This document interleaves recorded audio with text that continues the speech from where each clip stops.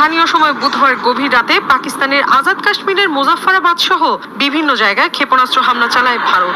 এতে ভয়াবহ বিস্ফোরণে কেঁপে ওঠে চারপাশ। এক বিবৃতিতে বিষয়টি নিশ্চিত করে পাকিস্তানের এক সামরিক কর্মকর্তা জানান, ভয়াবহ এই হামলায় শিশুসহ বেশ কয়েকজন হতাহত হয়েছেন।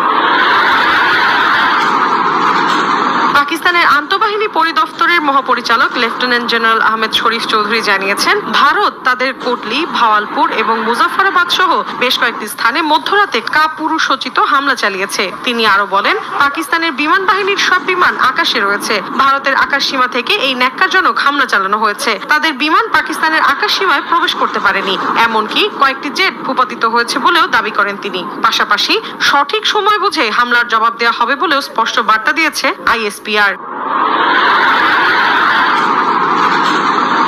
এদিকে এই হামলার দায় স্বীকার করেছে ভারত। এক বিবৃতিতে ভারতীয় সশস্ত্র বাহিনী জানায়, অপারেশন সিঁদুর নামের অভিযানে পাকিস্তানের বেশ কয়েকটি জায়গায় হামলা চালানো হয়েছে। তাদের দাবি, এই হামলায় সশস্ত্র গোষ্ঠীটির অবকাঠামো লক্ষ্য করা হয়েছে। পাকিস্তানের সেনা সদস্যর ওপর কোনো হামলা চালানো হয়নি। হামলার পরপর ভারতীয় সেনাবাহিনী তাদের এক্স অ্যাকাউন্টে একটি পোস্ট করে জানায়, ন্যায় বিচার নিশ্চিত হয়েছে।